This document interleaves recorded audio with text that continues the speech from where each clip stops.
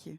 That was an extract of the Wild Wild West. I was asked to choose a song, and I thought the Wild Wild West would describe very well the podcast world. So that was it. I'm Lucie Rezsöhazy, and I work at RTBF, the Belgian public broadcaster. And I'm here today with you to try and unravel this whole fuss about podcasts, and I'll do a focus on the French-speaking ecosystem. I guess you've heard about podcasts in the last few years, especially in the press, in the media. It's been everywhere, especially 2018 was said to be the year of podcasts. It was going to be the podcast revolution, etc. I'm going to try and explain to you how have we arrived here, and is it really going to be a big deal? Is it not just a bubble? And to do that, I'll want to start with the very beginning. Just very simply put, what is a podcast? A podcast is just a sound file that you put on the internet via an RSS feed, and which you can listen to on your different devices whenever you want, wherever you want to. Basically, who were the first podcasters? Well, they were the early adopters of the internet, so geeks, bloggers, but also broadcasters who saw that as an opportunity to put their radio content online. So here you can already make the distinction between the two sorts of content. You have radio on demand, and you have native podcasts that are like web productions, really audio shows produced to be put directly on the internet. And as you can see with those charmingly obsolete icons, actually podcast has existed since the technology exists. So since the late 90s, the word podcast was invented in 2001 with the introduction of the iPod. It's a contraction between broadcast and iPod. So why have we been talking about podcast immensely in the last few years only? There was a game changer in 2014. It was a podcast named Serial. Sorry. A true crime podcast. It was the first podcast to receive a massive success on iTunes. Its particularity as well was that it was created by a professional team, by radio people at a public broadcaster in Chicago. So it was the first time that such a professional team decided to create a content that it would put directly on the internet. And of course, the podcast attracted advertisers. And basically, with the launch of Serial and its success, it created a market. And podcast has been seen from then on as the new media Eldorado. But why did that happen 5 years ago and not 20 years ago? Well, why does it work today? Why now? Podcast is probably the best media that is adapted to a way of living and a way of consuming media, because we consume media on demand, in transit. When you see people on the streets, most of them have headphones on, so you can really see that they are available and they have time to listen to audio. So that's a big factor. Also, native podcasts are web productions, as I said, which means that actually content creators are their own bosses. They can say whatever they want to. They have a freedom of tone, of format as well. They can use the length they want. So that allows for more diversity. That's very important because it's really what people want to hear, and what the audience also wants to hear is personified stories. Podcast is really the media of the intimate, where people are telling stories in a special storytelling, and it really allows for an emotional connection with the audience, which the audience is actually looking for. And last but not least, podcast is a really nice way to get information in a relaxed manner compared to the information overload you have on your screen, so it's also a factor not to be neglected. But is it really going to be a big deal? Is it going to be a big thing? Well, there are lots of signs that go in that direction. We can say that 2018 was the year where there was a significant shift in the podcast awareness in general. Since 2018, 40% of the French users have known what a podcast is. 37% listen to a podcast, and 80% of podcasts that are downloaded are actually listened to, according to Médiamétrie. And in 2018, 575 podcasts were created a day, which is a really huge number. Another big factor that was a real event in the podcast world last year is that Google launched its own app, and this is definitely going to democratize the formats. When you know that 60% of podcasts are downloaded on an Apple device, but that 75% of smartphone users are actually using Android phones, you can quickly make the calculation and see how the consumption is going to explode. And very interesting as well is that the Google Podcast app is a native app on Android phones, so you have a direct link to podcasts. So it really helps the discoverability of the format. And also, since Google is investing in podcasts, they're also transcribing podcasts and trying to reference all the podcast contents there is out there. So when you make a Google search about any content, you will receive the image, video, articles, but also podcasts talking about the thing you're looking for. So that's a huge step for podcast awareness as well. And you see those two buttons here. Well, before the launch of the Google Podcast app, you had an Apple button that actually served only 25% of smartphone users. But basically, with those two buttons, you have a direct link to a podcast for everyone having internet, so to speak.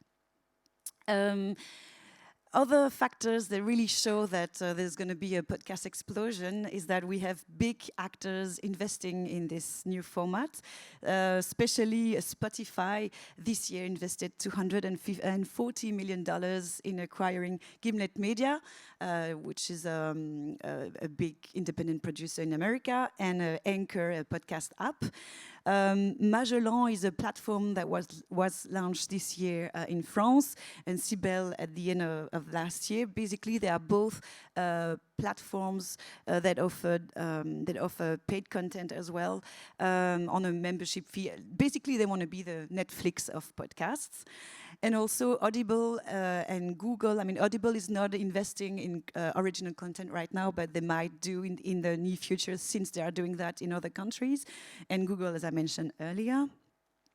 For advertisers as well, it's very interesting to invest in podcasts because, as I said, podcasts are web productions, which means we are in an attention economy. And when people listen to your podcast, you get their full attention. People watch videos, in average 18 seconds of a video, but they listen to 22 minutes of a podcast when they listen to a podcast. So it's no surprise that the CPM is twice as high as the radio stream CPM. And of course, the technology penetration rates are will continue to grow as well, so we will have even always more smartphones, smart speakers, and connected cars, so that will also contribute to the democratization of podcasts. New production studios are being created on a regular basis as well. And for us broadcasters, it's really interesting as well because maybe you know, but the biggest challenge of broadcasters today, especially public broadcasters, is that it's really hard for us to reach the younger audience. And when you know that 45% of podcast users are millennials, more than 40% users are between 12 and 24 years old. Well, it's obvious that we're going to invest in podcasts in the very near future as well. So that was it for the podcast trend in general. Now I'm going to try and explain how the market is built, is structured a little bit in France and Belgium. Basically, it's like the first podcasters in France is like the rest of the world. You had independent podcasters doing that as a sideline activity and not making money out of it, and then broadcasters who started to put their radio shows on demand. Radio France is one of the biggest actors in podcasting on the French-speaking territories, mostly with their radio-on-demand content. They also have 20 native podcasts. And Arte Radio was one of the earliest as well. They started in 2002. But what has changed in the French podcast landscape is that a couple of years ago, new studios were created and were dedicated to produce podcasts only and to make money out of them. So they started to create a market on the same model as the American markets.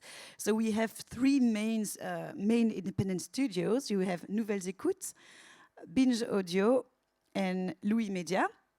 As you see, it's a market that is working quite well. You have a last one as well, Inside the Podcast, that was launched this year, but there's only two people, but they did a Sure Crime as well, so they are really also like imitating the American model.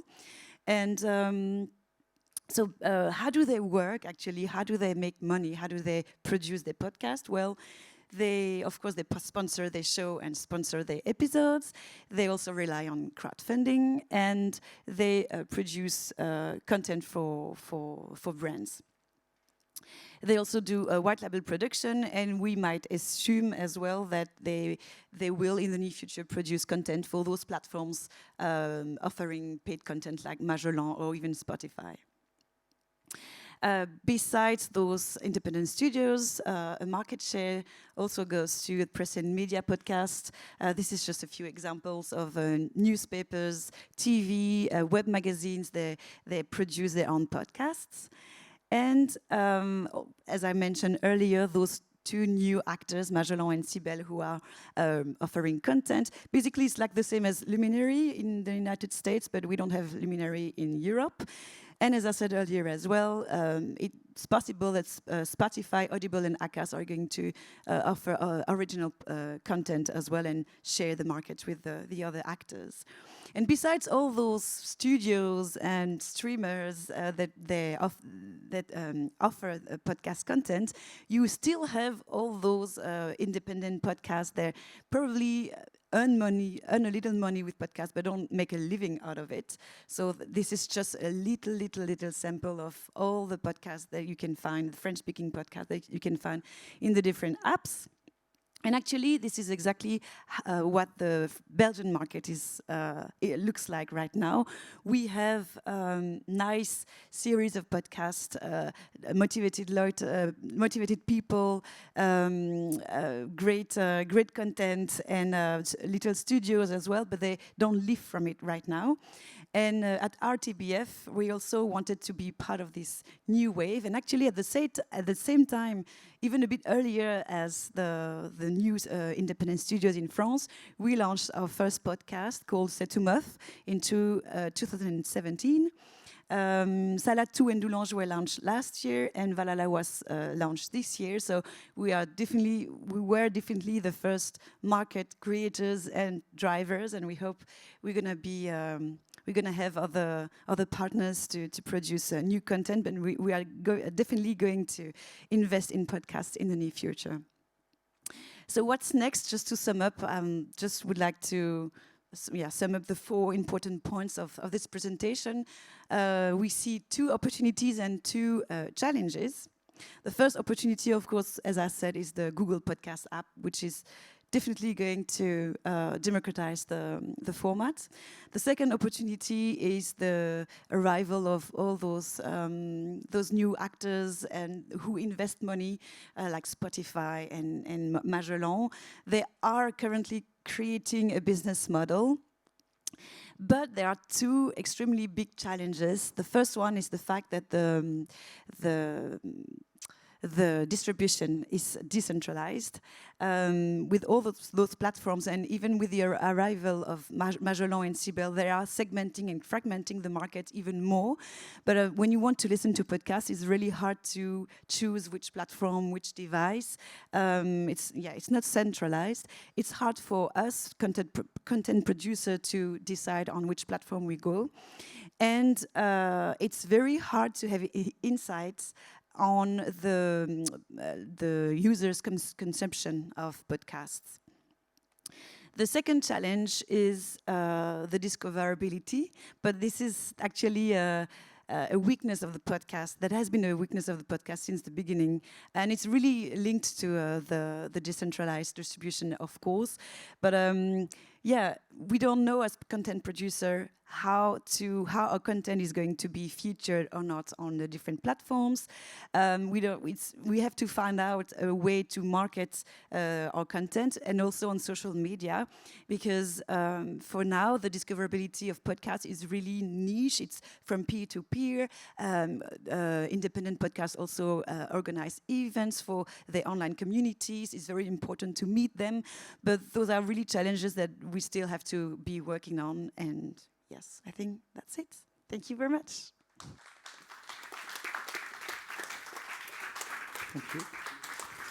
Thank you, Lucie. Thank you very much.